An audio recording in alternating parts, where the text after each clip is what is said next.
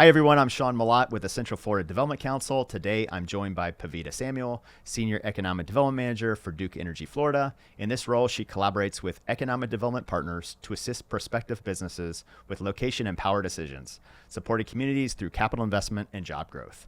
Peveeta joined Duke Energy in 2015 and has served in various roles, including managing economic development programs and compliance efforts. Before joining Duke Energy, she worked as a marketing coordinator at the University of Florida. Go Gators! So Peveeta, welcome, and thank you for joining us today. Thank you. Thank you for having me.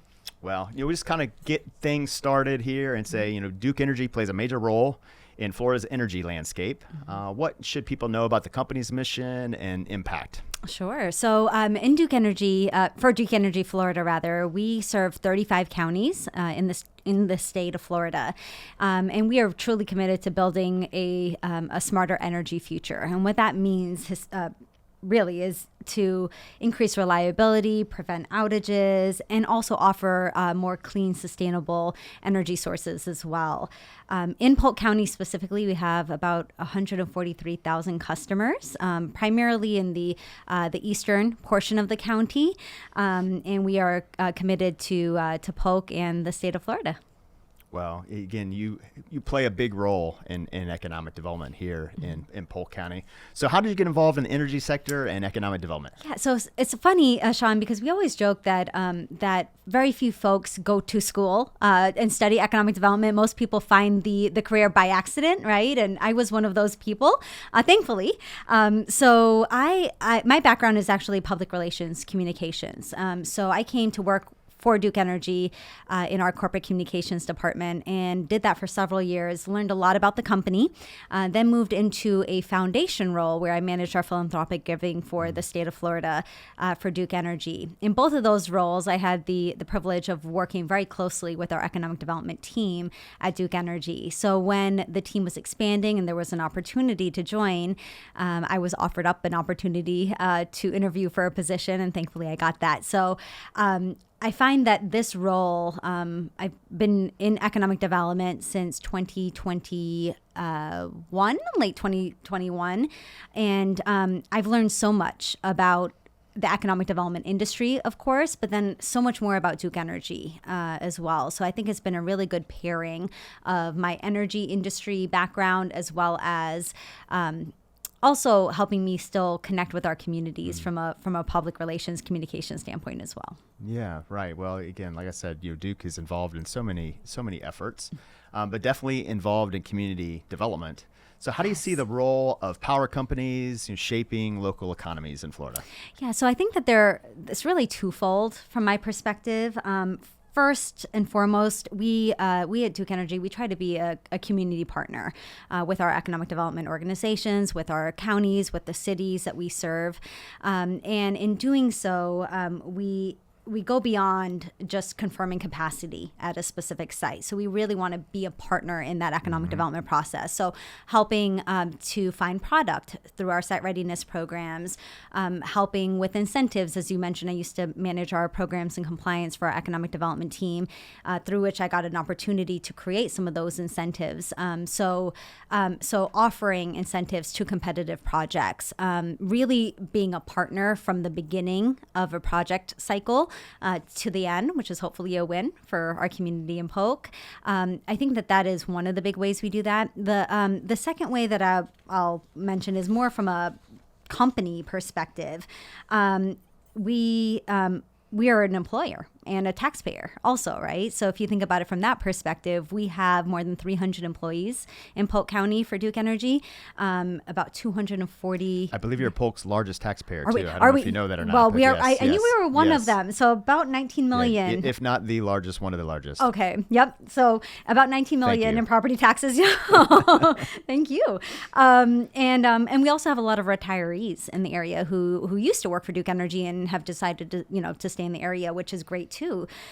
So I think our economic impact, our local economic impact, goes beyond what we do as a company from an economic development perspective, and really goes into that who we are as a company.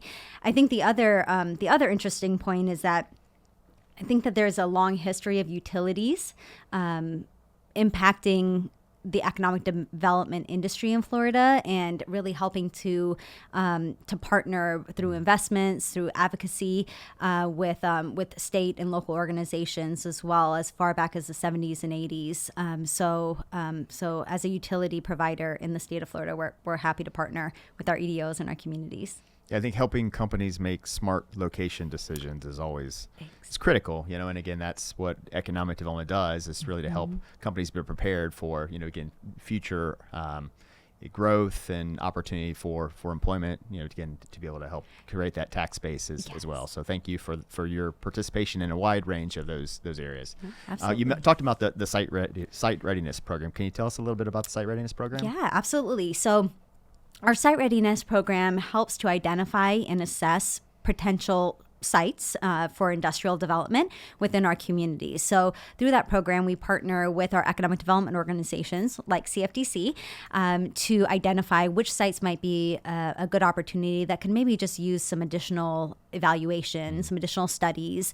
And the outcome of our site readiness evaluation is an initial report that will identify some of the strengths, some of the opportunities, where the infrastructure is currently located, what infrastructure upgrades may be necessary. And then it also outlines some additional studies that may be helpful to do on a site, to conduct on a site for a prospect to consider, that would really help with a timeline later on. So when we have a prospect in hand and we're showing them the site, it would reduce that time, speed to market, to be able to get them to land on a site. So we have done quite a few in Polk County. We currently have 6 site readiness properties that we've evaluated. We're doing another one right now. We're in the midst of another one. And then we've also beyond our site readiness, our traditional site readiness program, we do what we call advancing sites, which are those additional studies. So how else can we help to take a site to the next level, if you will? So we're also pursuing a few of those. Tell me more about that, the advancing sites. Sure. So that is that's really taking the next step into these studies. So okay. Like investing in specific infrastructure or studies to be able to get infrastructure in place? Exactly. Yep. That's exactly it. So what as an outcome from the site readiness program, it may say, hey, we think that this site could really benefit from an environmental or a phase 1. And that's where we would partner with the landowners, with CFDC, to then take that next step and see if we can get some of those studies done. We also have an advancing sites incentives program, which helps with that infrastructure to developable sites as well that may be available for a prospect. Yeah, we've had kind of a series of large properties that are coming available, and really thinking about those properties as job creators, as job centers, for our communities. Some of them in our more ruralized part of the county, where there's a lot of different directions a piece of property, and what could go on that land, and really trying to think about how it can be a place for employment. So thank you for being a partner from that perspective, and kind of in all aspects. Yeah, absolutely. I think that the impact, the long-term impacts that these projects can have on the local community are so profound that it makes sense that everybody partner, come together and try to do the best we can to land a project there. Yeah, and Polk is growing so fast, and trying to to be smart about the growth and what that next phase of development takes place within this county. And so again, Duke's really aligned in that regard. So talk to me about, from an industry standard, what are some emerging trends in your industry, and how do you think those things will impact economic development in Florida? Yeah, so really good question. I feel like the biggest one is AI right now, a big topic nationally, locally. I think that the way that projects are handled, from the way that they're being received, the way that they're coming in, the way that they're being processed, we've seen a natural shift in that because of AI, just due to power being one of the main drivers for those AI, projects. like data center projects or something? Sorry, yes. Okay. So sorry, yeah. Data center developments, that type of thing. So we have seen a shift, certainly within the last maybe 18 months in the economic development world, from a utility industry perspective, specific to data center developers, and what they're looking for. So we're we're trying to, find an equitable way to be able to help serve some of those projects while also making sure that there's no negative impacts to the rest of our customer base. So it presents challenges, but also opportunities, and truly it's an exciting time to be in the energy industry while all of that's going on. A few other trends I can point to. One is electrification, so specifically of fleets and of operations. So that really provides a unique opportunity as well for us to help find solutions like alongside vehicle fleets or industrial equipment, or what do you see exactly. from that realm? So a lot of the vehicle fleets in recent years, where entire companies are looking to electrify their transportation fleets, and with that comes sometimes a challenge from an energy perspective, because if you think about the amount of power that may be needed to be able to charge all of those vehicles overnight in one location, we just have to make sure we have the capacity in certain areas to be able to serve that, or build the capacity in some cases. Another trend that I think is really unique to Florida and to the energy industry is, Florida, we can't escape that we get hurricanes, right? Sure, a lot of the Southeast does. But what the energy industry is doing to harden our system and to build in resiliency into our system, I think is taking us to a next level as well from that perspective. So just our grid hardening measures. While I don't think we can ever get away from the fact that there are storms, right? But everywhere really has some sort of natural disaster to contend with. In Florida, we can really start pointing to some of the benefits of those system upgrades that we're making for our customers. And a good example of that is during the recent hurricanes of 2024, Debbie, Helene, and Milton.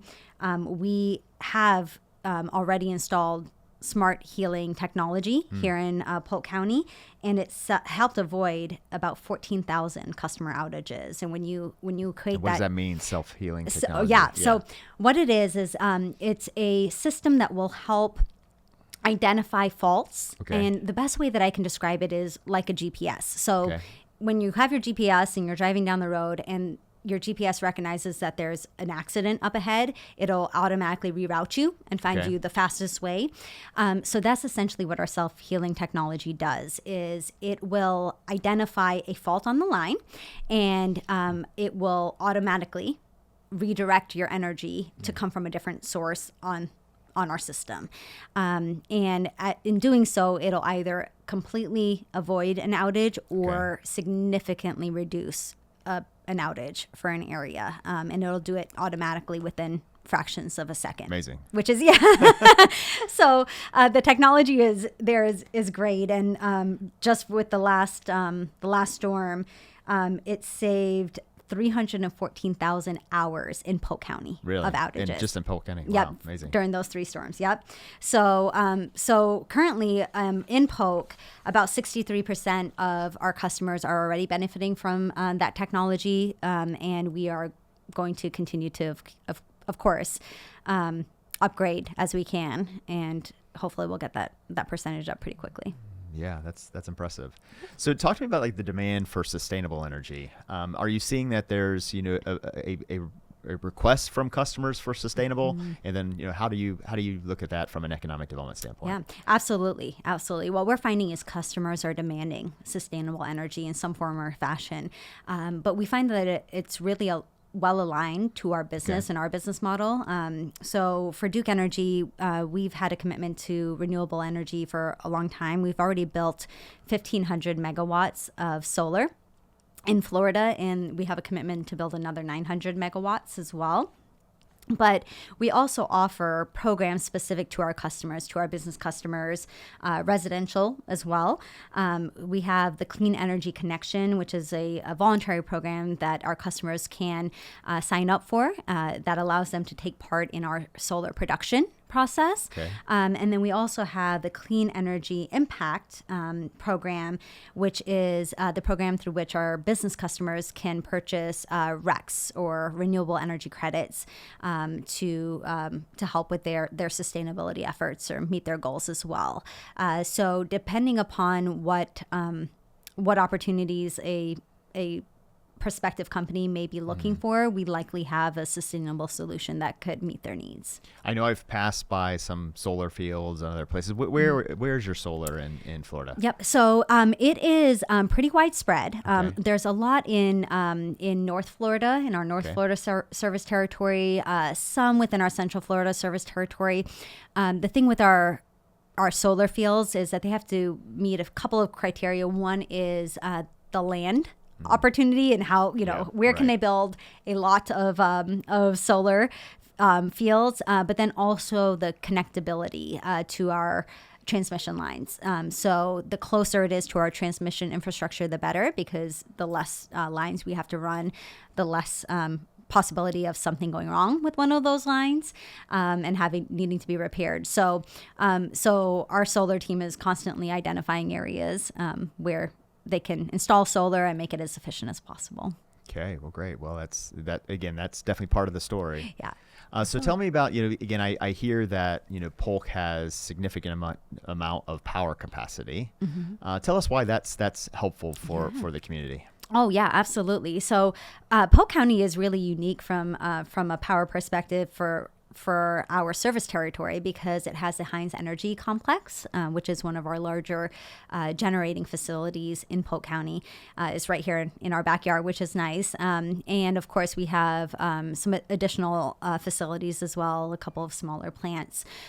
With those being in the backyard, it really allows for unique opportunities for high capacity users to locate within Polk County. So a real big opportunity for industrial prospects to come in and hopefully be able to take advantage of the opportunities that are in the community. Yeah, as I say, for our audience, define what a high capacity user. What does that mean? Yeah, so it could be anybody who needs a lot of power, right, to run their business. Right. So that could be a data center developer. It could also be a very large manufacturer or industrial user. Typically, our high capacity, our bigger power users we may need to build some additional infrastructure or need to identify specific locations for them to locate within our service territory, depending upon exactly how much power they may be consuming or may need to consume.